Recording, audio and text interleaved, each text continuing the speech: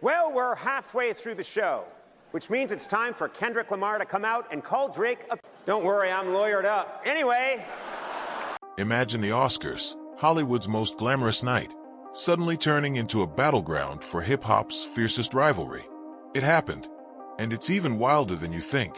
Midway through the Oscars, Conan O'Brien, in his signature style, dropped a bombshell, a joke seemingly innocent, yet laced with the raw energy of the Drake-Kendrick Lamar feud. He didn't hold back, using a word that sent shockwaves through the room and across social media.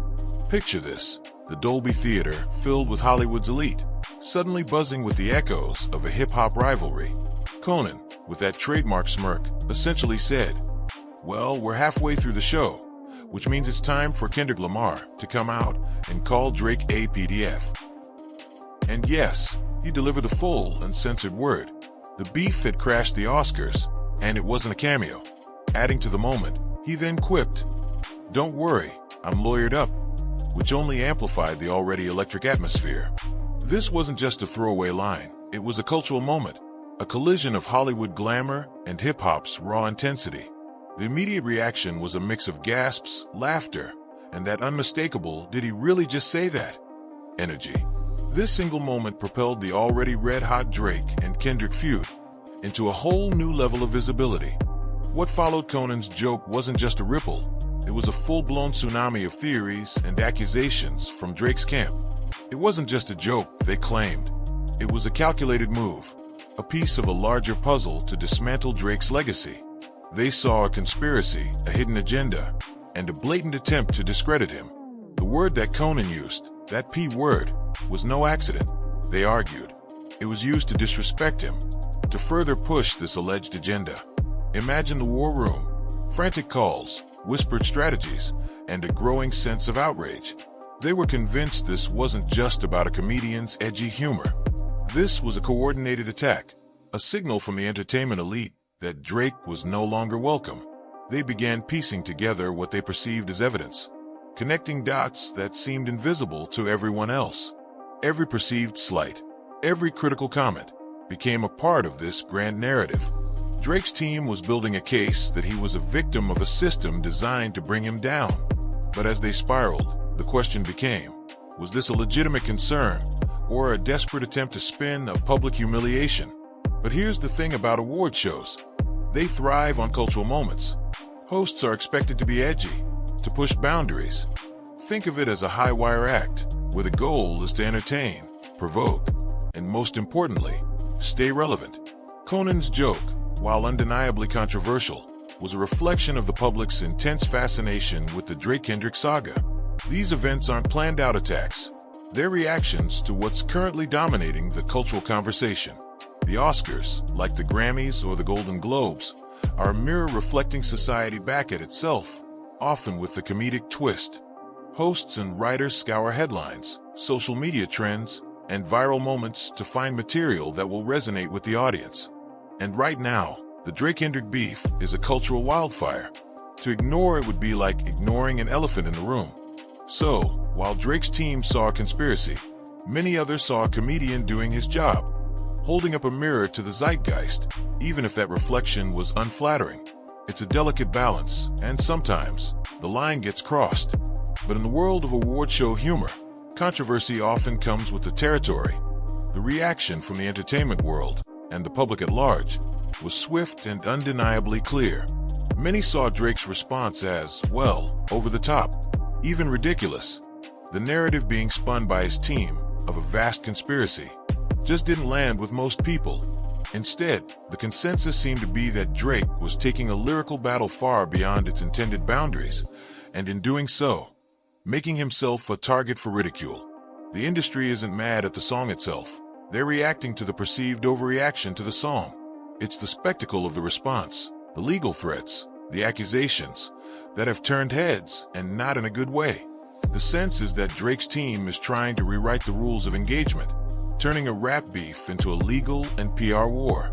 Social media lit up with memes and commentary, painting a picture of Drake as someone who couldn't take a joke or a loss.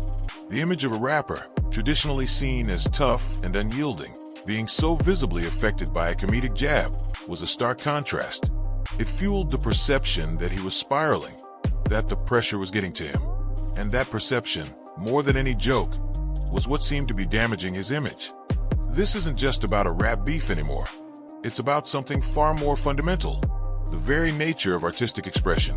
Drake's attempts to redefine the rules, to claim victimhood in the face of satire, are being seen by many as a threat to creative freedom. There's a growing concern that this could set a dangerous precedent, where artists are no longer free to push boundaries, to challenge the status quo, for fear of legal repercussions or public backlash. Imagine a world where comedians are constantly looking over their shoulders, where every joke is scrutinized for potential lawsuits. The chilling effect would be undeniable.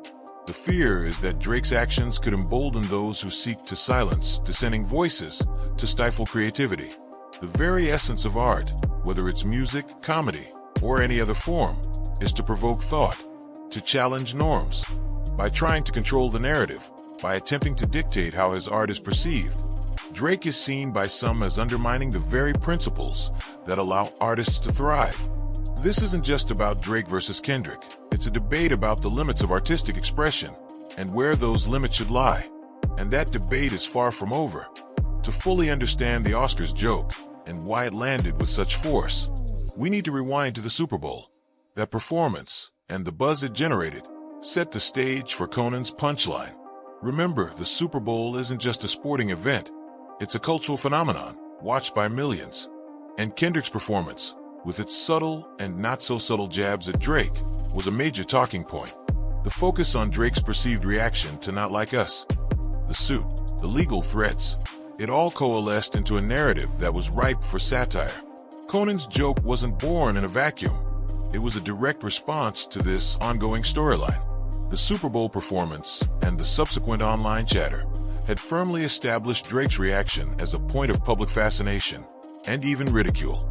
The Oscars joke wasn't just about the rap beef. It was about Drake's perceived inability to take a hit, to laugh at himself. It highlighted the contrast between Kendrick, who seemed to be reveling in his victory, and Drake, who appeared to be spiraling. The Super Bowl planted the seed, and the Oscars joke was the harvest. It showed how a moment, amplified by social media, can become a cultural touchstone, a shared reference point that comedians can leverage for maximum impact.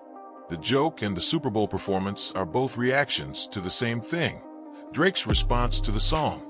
Ultimately, this Oscars incident acts as a powerful magnifying glass, revealing the current state of hip-hop and, more specifically, Drake's position within it.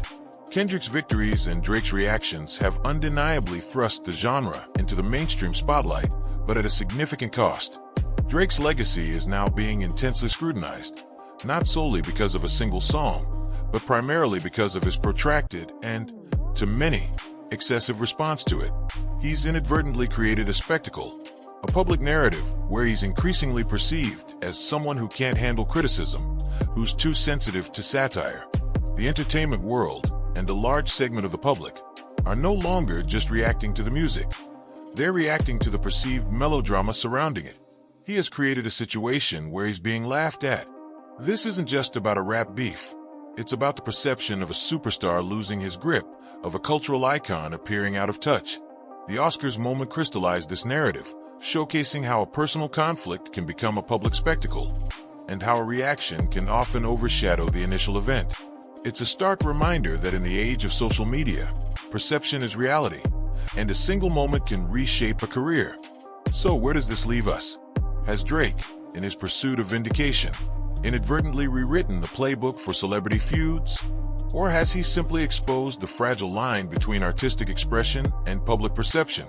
The Oscars moment, a collision of hip-hop and Hollywood, serves as a stark reminder that in the digital age, a single moment can reverberate across the globe, reshaping narratives and legacies. Is this a cautionary tale about the perils of taking oneself too seriously? Or is it a reflection of a culture obsessed with spectacle and instant gratification? The debate rages on, fueled by social media, pundit commentary, and the insatiable appetite for celebrity drama. One thing is certain, Drake's reaction to a lyrical battle has transcended the realm of hip-hop, sparking a conversation about the very nature of art, satire, and the delicate balance between creative freedom and public accountability. And as the dust settles, the question remains, what will be the lasting impact of this cultural clash? And how will it shape the future of artistic expression in an increasingly interconnected world? Will we see a shift in how artists respond to criticism? Or will this moment fade into the background noise of celebrity drama?